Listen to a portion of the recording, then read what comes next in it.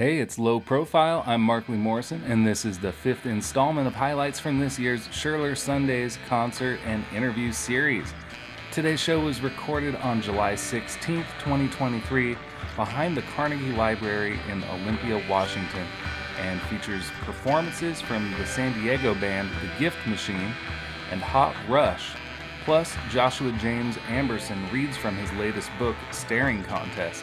The Gift Machine is returning to Low Profile after being featured way back on episode 7 in 2019. Their latest album is called Consolation Prize. This episode was engineered by Kefa Crow, documented by Andrew Ebright, mixed and edited by Rose Nielsen, and supported by you on patreon.com/lowprofile. Plus, in-kind support from Olympia's Old School Pizzeria, Rainy Day Records, San Francisco Street Bakery, and Three Magnets Brewing Company. And without further ado, it's The Gift Machine. Give it up, y'all.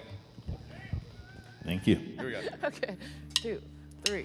A howling wind, gale force, blowing everything off course. A signal static breaking up. I'm coming in a little hot.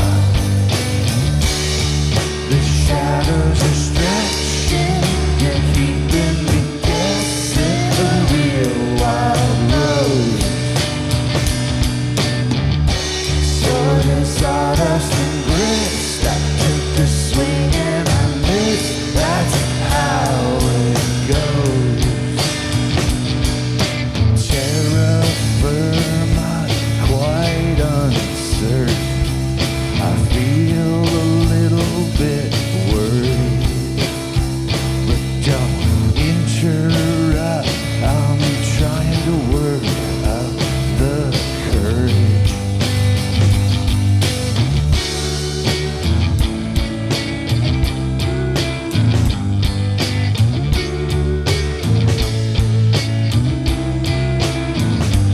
The sky is turned a blackish red. Little devils in my head are working like worms into wood. What I meant misunderstood. Painted over patina, there's too many Tinas holding court. Sword and sawdust and grist. I took a swing and I missed. So what's your point? Terra firma, quite uncertain. I feel a little bit hurried, but don't interrupt. I'm trying to work up the courage.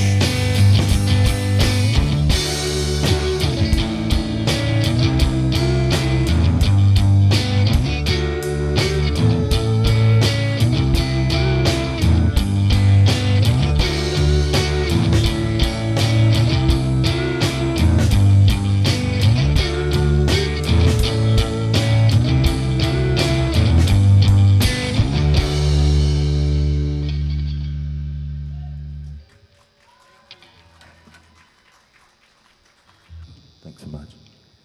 2, 3, 4. Power through, I hear the gap, but I went so far I could not get back. An elemental secret plan. I do not think I was made for that, but I don't mind me. Let's keep it coming. I don't mind me.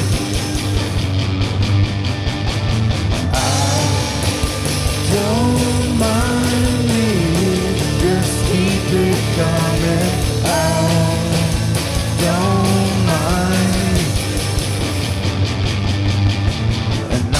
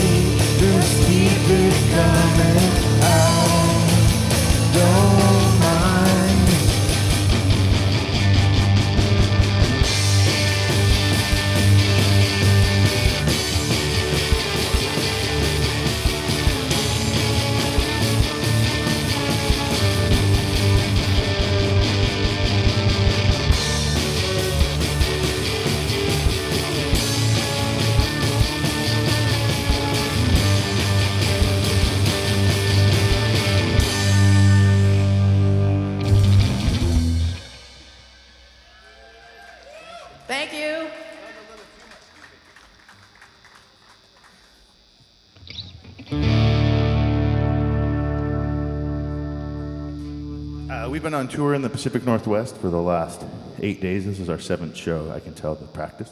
Then we're done. I'm so stoked. We just played in Anacortes yesterday. It was beautiful. Shipwreck Day then Fest. lake Been swimming. all over the place. Yeah. Very It's eaten. good to be back home. I'm from here. I live in California now. I'm a greener. 2, 3, 4.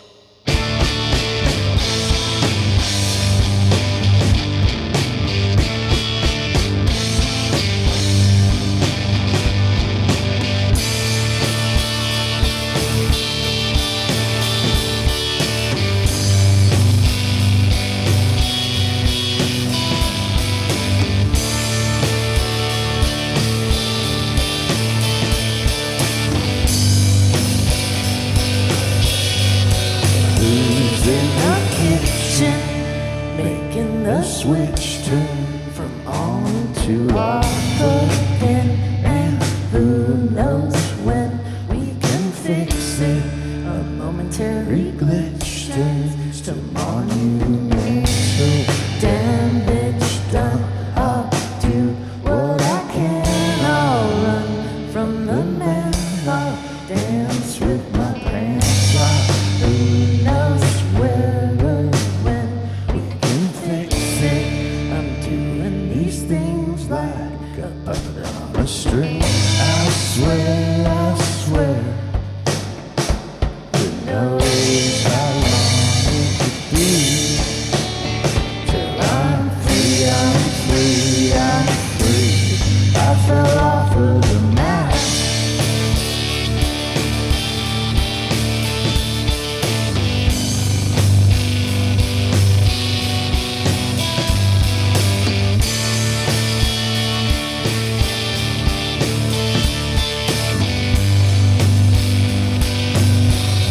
Push it open again.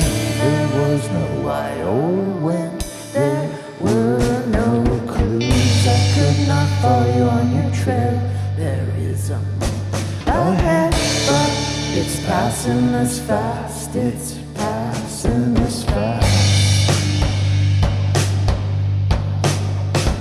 Who knows how long it goes till I know. I fell off of the map.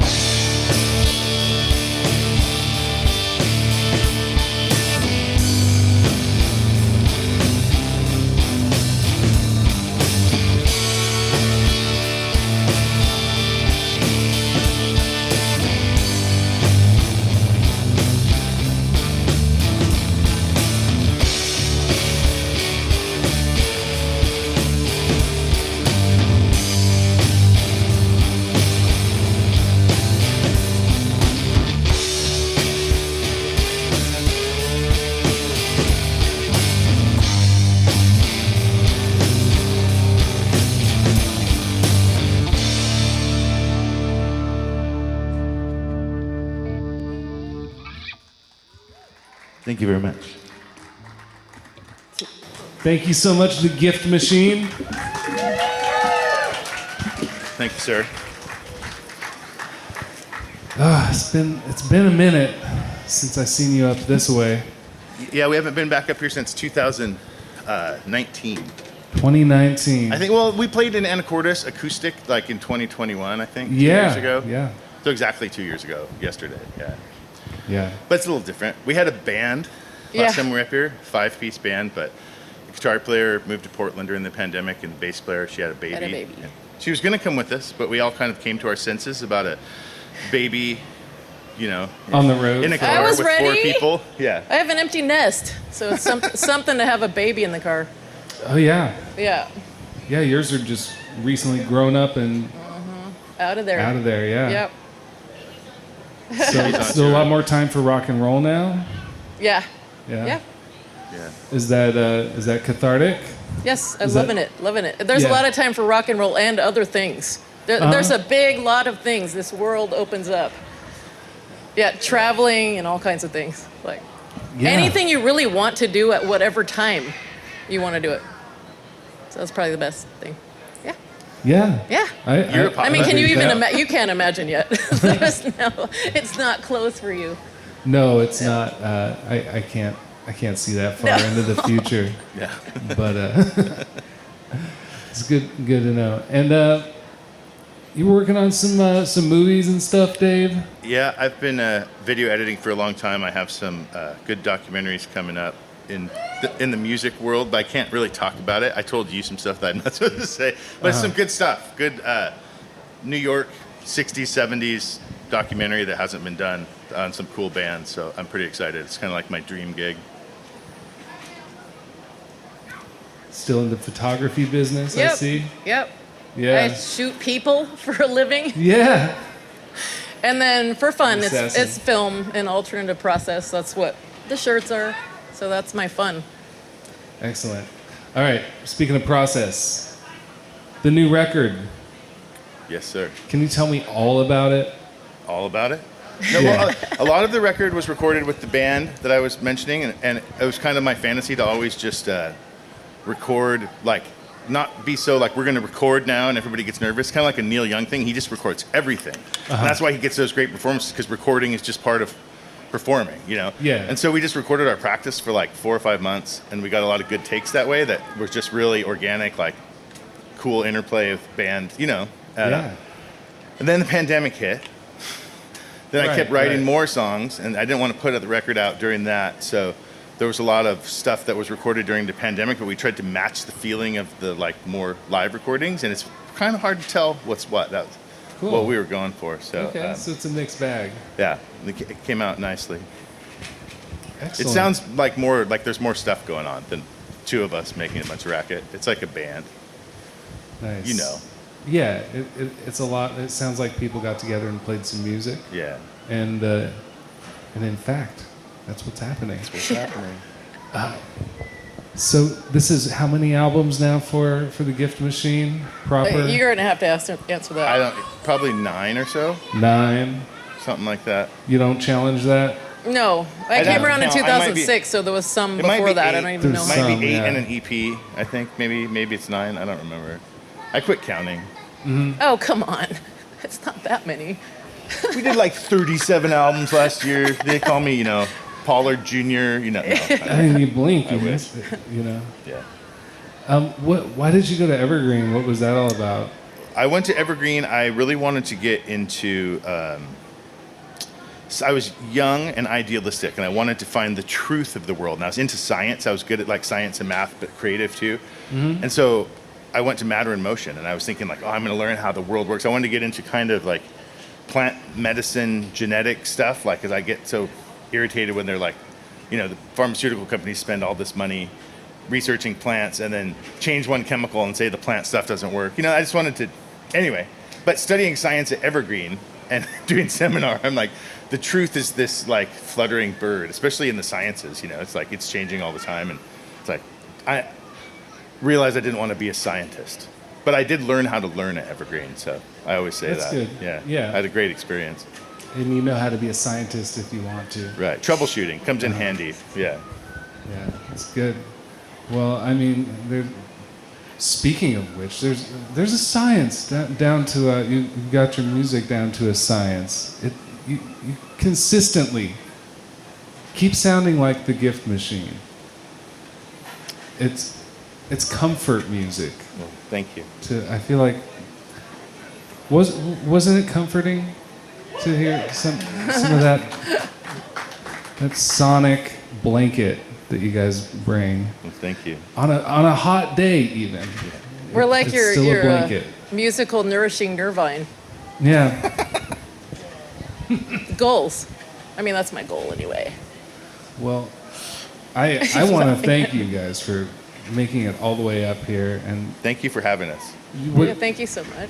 can you tell me about your Northwest Jollies you've been getting It's on been your visit? It's been really amazing. It makes me incredibly homesick. Like there's something about playing music up here. The crowds, everyone's just so nice. Well, we love you very much. Thank you for coming, and Thank you for having us. I hope it's not another 4+ years. No, we have the bug Here. again. So. Yeah, we'll hold you in our hearts until that day. Thank you. All right. Well, Thank you. Thank you so Thanks for much. having us. The gift machine, everybody. Thank you. Thank you. Thank you. In just a few minutes, we'll have Joshua James Amberson up to read from his book, Staring Contest. Thanks, Markley. Really appreciate you asking me to Thank come you. up. It's been doing some book and book-like events. I'm doing a book tour, which is just like doing a couple events a month for a series of months. It's not really a hitting a road kind of thing, and it's been feeling really great. And I've been wanting. I used to live in Olympia for 11 years, and I've been watching these Scherler Sundays the past 2 years and really wanting to come up. So it was really nice to have an excuse. I'll be reading from this book, as you mentioned, Staring Contest, Essays About Eyes. Came out in May on Perfect Day Publishing.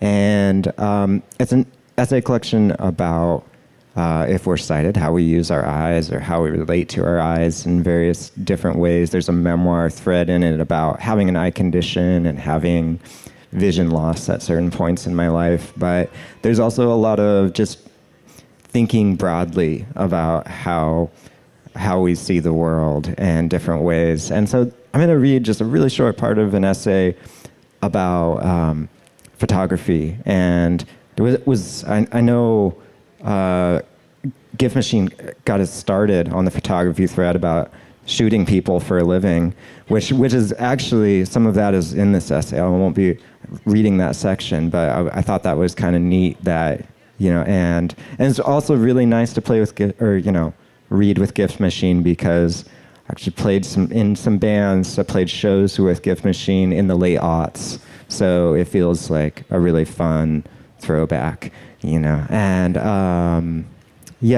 anything else you need to know here? Let's see. I'm going to drop us into kind of the middle of the essay, and basically, I'm in high school getting into darkroom photography. I think that's what you need to know, and really in love with the street photographer, especially American street photographers or street photographers photographing America, like the Swiss photographer Robert Frank in his book *The Americans*. So I had a lot of passion and not a lot of talent. So I think that's what you need to know going in here. My least favorite English teacher doubled as the photography teacher. He liked talking about how if we practiced hard enough, we could one day work at the portrait studio in the mall. Even if I had a different teacher, there would have remained so many things about the class I didn't like.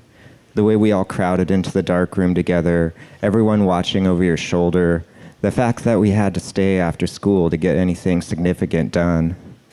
But my biggest issues with photography occurred outside the classroom and the dark room. As a shy, overly polite teen, it was difficult for me to point a camera at someone's face, even when my subject was aware of what I was doing and was willing to participate. I'd imagined photography would be a way for me to reveal my view of the world to the world, but I hadn't thought about what that revelation entailed. It wasn't as simple as it looked in Frank's photos. The casualness and apparent ease turned out to be an illusion.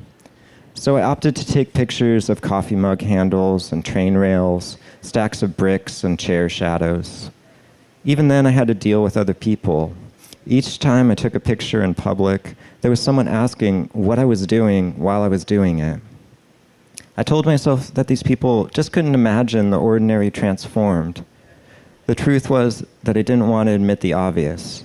Taking a picture of a cup will make anyone look like a fool, regardless of their inner vision. Filmmaker Wim Wenders says that he is, quote, in search of a new word for this new activity that looks so much like photography, but isn't photography anymore. In the age of latte roses, mere selfies, and screenshots, I understand Wenders' argument. There's something different, something other about the current manner in which people visually document the world. It borrows aspects from art photography, advertising photography, photojournalism, and point-and-shoot casualness, while not quite being any of those things. But photography has always encompassed so many styles. That vendor statement also seems silly, snobbish. Photography has always resisted being any one thing, resisted being an art, resisted being something that can be universally held in high regard. Making any broad statement about photography is bound to come up short because photography is so much.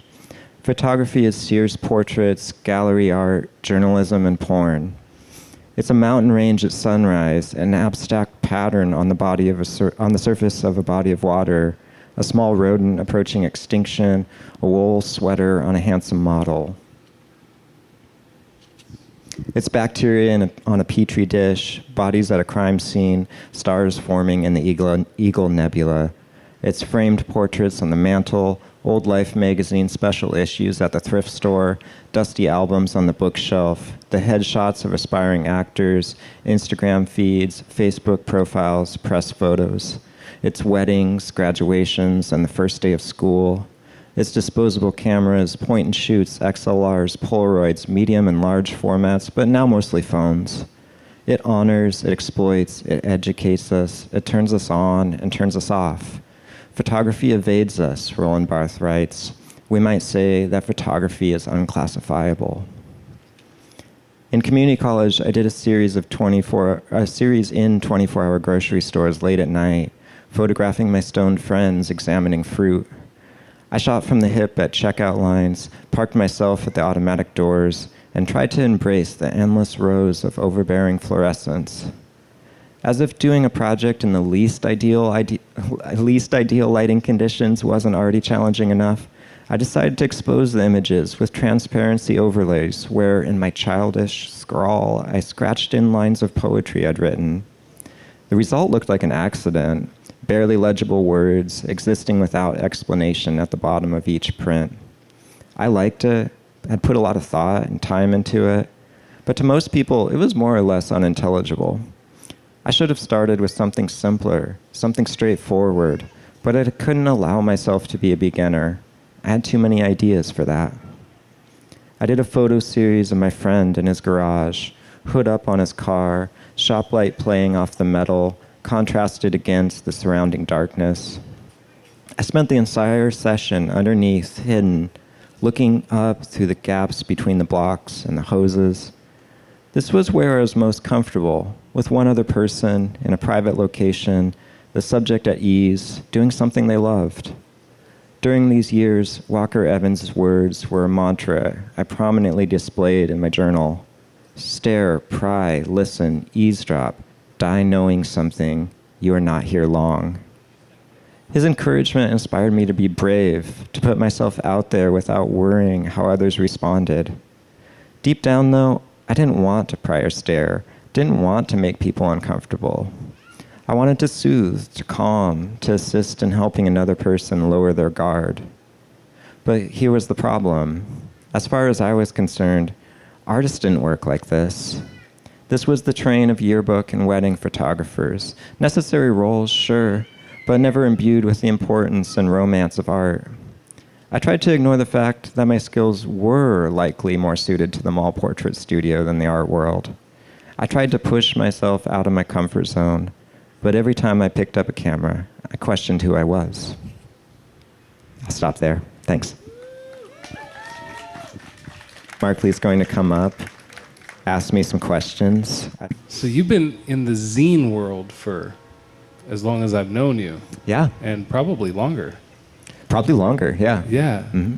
Can you tell me about how you got into that? Like, what was your first exposure that you remember?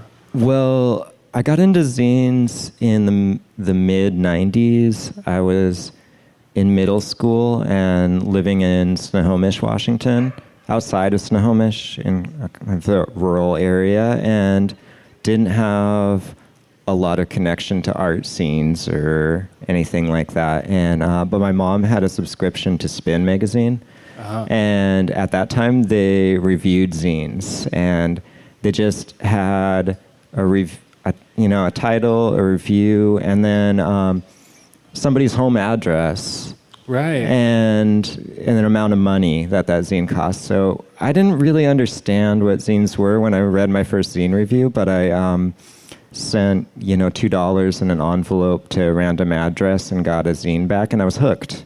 It was a way to, access these art scenes from out in the sticks, and and that's I've never forgotten that or taken that for granted, and so I still think, even as I've been in kind of more bookish worlds at the same time, I'll never stop making zines, because there's a potential in zines that books just don't have, nothing else has. It's kind of a special medium, and so I'll always be that 13-year-old in the country ordering zines through the mail, and some part of me deep inside will always be that. So yeah.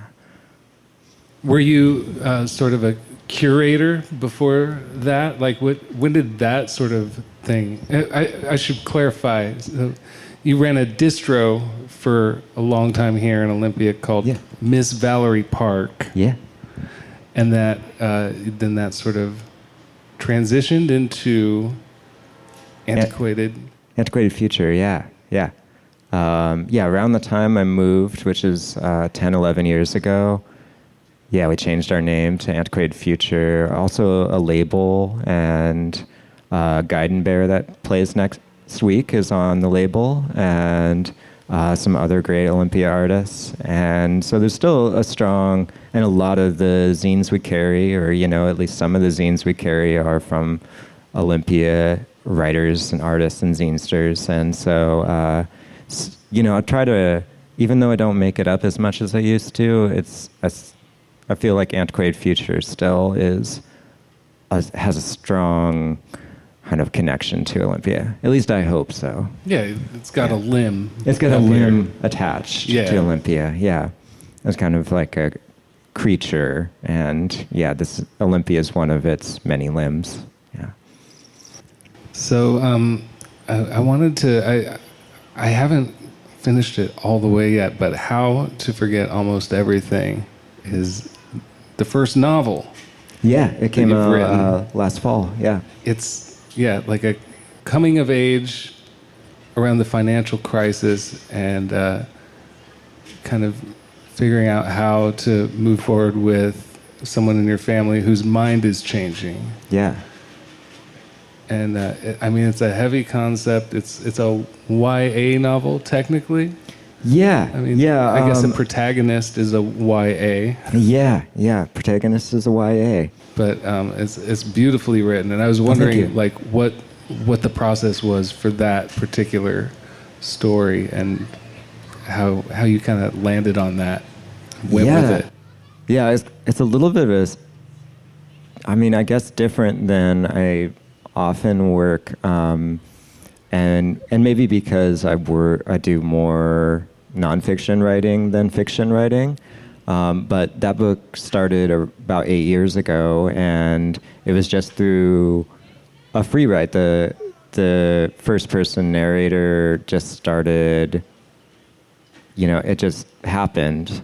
And I didn't plan on writing a novel at that point. I didn't plan on, let alone writing a YA novel, but I felt like I had to follow the voice. And I did that for a number of years, and then kind of put it in the proverbial drawer and was like, oh, it probably will never see the light of day. And interestingly, one of the few people that read that draft started a press just a couple years ago, and reached out to me and say, hey, do you still have that novel? I think we should work on it. And I've got a really great editor, and let's just do this. And so, no, that never happens to a writer. We usually have to beg people to publish our stuff. And so I felt like I'd really felt like I'd let go of that book, and was like, oh, okay, I learned some things from it. I learned how to work in the long form with that. And that's okay. I can accept that. It can live in the drawer forever. But then the fact that somebody had reached out to me and said, you know, that should be in the world, I felt like I couldn't say no to that. You know, that didn't seem, I like following signs, you know, and just like, I mean, it's not the most like cryptic of signs, someone just saying that, you know, we should publish this. But just, yeah, I was like, well, that's an opportunity, and that's interesting, and maybe working with these editors, that can become the thing that they could help me take it to the place that I was never able to go with it on my own. And I felt like they were able to, and so it was really, you know, sometimes I was a little conflicted in there whether we should be doing this, you know. I was like, maybe it should have stayed in the drawer. I kept having those kind of existential crises during the process, but... Yeah, is it hard to let go of something and pass it on to an editor and just like... Yeah, I mean, there's a lot of back and forth. So... It's a dialogue. It's like a dialogue the whole time. How about that? Okay. Yeah. At least with all the editors I've worked with, and you know, I've done a lot of arts and culture writing, book reviews, music, journalism, and stuff like that. And sometimes you just hand it over to an editor, and then they change what they're going to change, and then it comes out in print, and then you're like, well, I didn't really write that, you know, but. Right. But you know, it's close enough, I guess. And but. It hasn't been like that. It's not. I don't think usually like that when working in a full book form. And but yeah, it does change a lot in the process, and that's kind of a you know, I don't always know what I think about the changes while they're being changed, you know, and so I have to trust that when I look back at it months later, or when it comes out in print, that, okay, yeah, that was the right decision, so. And with Staring Contest, I mean, did you just sort of realize you had a lot of things about eyes written, or is it? Yeah, well, maybe... It's different styles throughout, and different perspectives. Yeah, it was maybe... I say the book took about... It wasn't working on it straight through. I took some breaks, but about 6 years ago was when I was like, okay, I'm working on a book, and this is what it is. But about 10 years ago, I wrote what I thought was a one-off essay about my eye condition, and then I was like, all right, it's done. I never have to write about that again. That's great. It's off the table. And then, yeah, it crept back in ways, and I had a few people kind of convince me there was a book there. And at first, it was just, I didn't want to write, I didn't think it was a memoir. You know, there wasn't, it's like, it's been challenging to deal with the condition, but it hasn't been. What's the condition exactly? It's called PXE. It's a genetic condition that affects all parts of your body. Is a cellular-based condition, but the retinas are an area that often, at least for some PXE patients, take the brunt of it. And so I started having retinal hemorrhages because of it in my 20s, and it's been a lot to figure out it was a lot to figure out because the treatment for it was pretty new, and it wasn't created for that condition. So, so there is a memoir, like I mentioned, line or you know, narrative line in the book.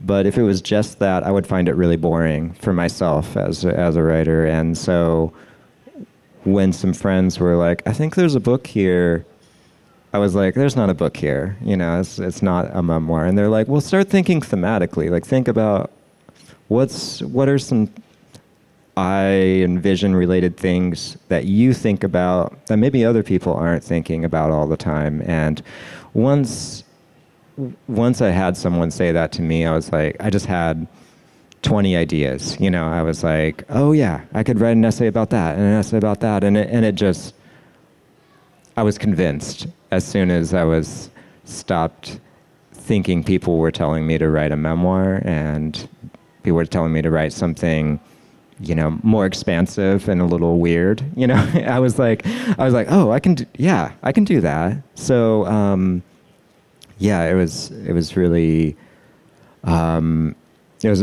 learned a lot in the process, and one of my favorite Portland presses, Perfect Day, picked it up, and they just do really good work and are really dedicated, and so I kind of felt like I was in good hands, and it transformed, and I was okay with all of its transformations because I was just felt like I found the people who knew what it needed to be or what it needed to look like in its final form. Yeah. Friends making up the advice panel. Yeah, exactly. Well, writers got to write. You got something going on? Something in your pocket right now? Something that I'm working on? Yeah. Yeah. As soon as because for the past, this last year has made me look much more prolific than I am, because I had these 2 books come out within 5 months of each other. And you better step on it. Yeah, so it really looked like I was, not, people see that and they don't realize that those were many years in the process. And, but yeah, the past couple years I've just been editing these. I've been writing other things here and there for zines and whatnot, but mostly just editing these 2 books. And when I handed in this manuscript, or when it finally went to print and I could no longer change anything, I just had a couple ideas right away, and I was like, oh, they weren't there before, but then as soon as the space was there for them, I was like, okay. All right, yeah. So I've got a novel that I've been slowly poking away at, and set in the 90s in Everett, Washington. And I'm toying around with a music book idea, so we'll see. Cool. Yeah. You still playing some tunes on your own time? I took a break. I don't write songs anymore or anything like that, but some writer friends in Portland about a year ago asked me if I wanted to play bass in a band, and I was like, I haven't played music for a long time, and but I've actually been having a blast, and we just recorded our first EP, and it'll probably come out on Antiquated Future later this year. We're called Golden Tiles. Killer. Yeah. I can't wait to hear it. Thanks. Yeah. Well, thank you for coming all the way up here. Oh, thanks for the invite, Markley. I really appreciate it. And for people who want to explore more, where can we find your catalog, all your work? I have a writer's website, which is just joshuajamesamberson.com, and most of my things, even when they come out with other presses, I'll still distro them through Antiquated Future, so you can find, I think, anything that's in print on Antiquated Future. Yeah. Okay. Mm-hmm. Cool. All right. Well, lots of love. Oh, thanks so much. Thank you so much, Joshua James Amberson, everybody.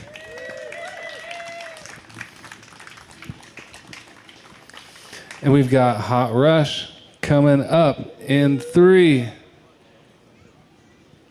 2.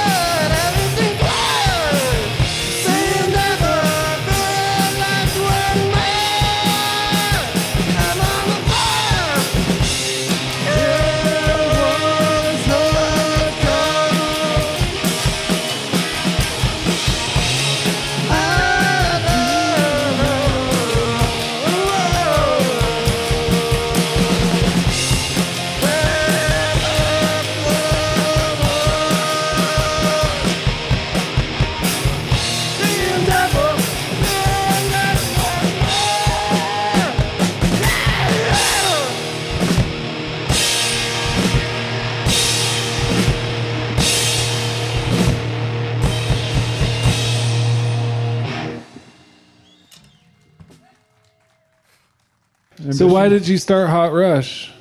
He had a band in high school called Collateral, and I was their biggest fan. Uh-huh. And there's no media of them available ever except a video on YouTube that we put up a week ago. Oh, really? He was the drummer. We found old hi-8 tapes. Yeah, old hi-8 tapes. And so their guitarist moved away, so they ceased to be a band. And so I was like, hey, Kenny, you want to start a band with me? And he's like, yeah, I guess. And so, yeah. That was 20 years ago. We played for about a year with just the two of us, like this, but both of us on guitar. Whoa, and then we found a drummer and a bass player, and then we're doing that for a few years, and they moved, and then we found some more people, then more people moved, and then we found some more people, and just kind of cycles now. We've been the core the whole time, though, yeah. Yeah, this is our first two-piece show in a long time, but our guitar thing didn't work that we were trying. It was supposed to sound like a bass and a guitar separately, but I tried rewiring it the other day, and I'm not good at that, so I failed. There's a lot of science going on here. Yeah, it's just wires and solder and electricity and stuff. But have you been on Your Daily Hour with Me before? Oh, hundreds of times. Today? Hundreds. Yeah, today too. Today. Yeah. So you guys, Your Daily Hour with Me is Kenny's TV show where he talks to people. I was just there before this, when then we came over here. We were there at 1:30 to 2:30, roughly. 1:45 to 2:45. You've done this show since what year? Since 2010. 10. So whatever. 13 years. time. And how many episodes? Like 4,600 and some. 4654, right? Yeah. Today, I think. Yeah. Okay, on your way to 4,700 without any days off. Did you? Yeah, no days off so You far. haven't skipped one. Do you ever have to make it up? And do it like no, the day later? I haven't. I've made it through all the days, even if I'm not. We re-recorded when we toured too. Yeah. Harris did 2 tours in We 17 took and 18 or something. took the program on the road. Yeah, we took the program on the road too with the band, and had to find electricity everywhere to do the show, and we did it in the car once. Yeah. Have you ever had the band practice be a part of the show? No. Or are you separate entities? Yeah, it's completely? The band has never been on the show. It's always been separate, and we had a lot of bands on the show, but I never had my own band on the show. I used to run sound when they did TCTV Fridays, so we could never play, obviously. But Someday, if you want to get a substitute host so you can have Hot Rush on as a Yeah. guest, you know. That's a good idea. We should do that. We could do it here, maybe, huh? Or yeah. Yeah. yeah. Right now? Yeah. Well, is this it? Is this it? This is Your Daily Hour with me. I'm your guest host today. Yeah. We're going to be talking for an hour, taking some phone calls. Let's listen to some voicemails. Hey, what did you eat for breakfast today? Oh, that's good. So your songs used to be a lot more angry. A lot better? No. No. I mean, well, Yeah. what's the last time you guys came up with some new jams? Oh, we're always writing Oh, like 3 weeks ago about? 3 yeah. weeks. A couple Okay. of these songs We had are like new. 3 new Some- songs on the set that we've never played before in front of people. Yeah, but I have been playing Kind of constantly. the nylon string at home a lot. Acoustic. So I think it's reflected in the new songs. Like, so I could play them on that thing. Maybe they're less yelly. Yeah, but we've had a lot of lineup changes, and that has influenced the sound too. Yeah. So we used to have like sure. a metal guy. You can kind of tell who's in every album based on what Yeah. it sounds like. We had like a metal bass player for a while, so then we're sounding more metally, and That then was I the think there was like a first album, and then we had the guy's last name was actually wasn't Jesse Hendricks? Is it last name Hendricks? Herrings. Herricks? Oh, Herrings. it's Herrings. almost Hendricks, and we sounded kind of like 60s-ish He's in a that time too. bluesy guitar player. He was on the album 11. Yeah, Hendrix adjacent. Yeah. Like in the phone book. I it's saw the it, same. yeah. Same letters. Well, I can't wait to hear the new Hot Rush album, Yeah, we're and it's gonna be. We're always working on the next one. we're figuring it out for these next 2 shows we have. I hope it doesn't scheduled. have too many curse words on it, like the last one. Yeah, Blue? we got. That one had not many There's a- curse words. Or There's had a good couple amount of songs curse about- words. I mumbled through some of them today for the kids. Oh yeah. Yeah, Just got to reinforce that. yeah. No, it's okay. You can say whatever you want. My kid hangs out and watches us practice often as we practice during his nap time because we have an electronic drum set that we practice on. Ooh, That probably maybe that made us mellower too. Yeah. Jeremy has kids now. Yeah, my kid. But he'll come down and practice and hear us swearing and doing all that. But I was telling that you can only swear in the music room, nowhere else. Your daily hour with me is on every night on Channel 22 at what I want to say. It's 11:30 and 2 a.m. on Really TCTV, Channel 22. Yeah. Is this on TCTV as well? I think this show is on either right before or after. Yeah. Right? Yeah, chances are this is going to be sandwiched right in there. So if you're watching this, maybe you just watched the other show, or you're going to. Yeah. It's the Kenny Ward Power double hour. Power 2 hours? Yeah. There you go. Let's give it up for Hot Rush, everybody. Thank you. Thanks for hanging and chatting and playing and Absolutely. rocking and Thank rolling. you for having us here. Yeah. Y'all know Kicking Giant? Yes. They're going to be here next week with Anna Oxygen and Guidin' Bear. It's going to be fantastic. You've been listening to Low Profile. I'm Mark Lee Morrison, and we just heard interviews and performances from Hot Rush, Joshua James Amberson, and The Gift Machine. You can find links to more of their work on this episode's website at lowprofilepodcast.com, where you can also find a full archive of previous episodes. Next time, we'll be back with live sets from Kicking Giant, Guidin' Bear, and Anna Oxygen, plus a roundtable discussion with all those folks. Bless up, y'all.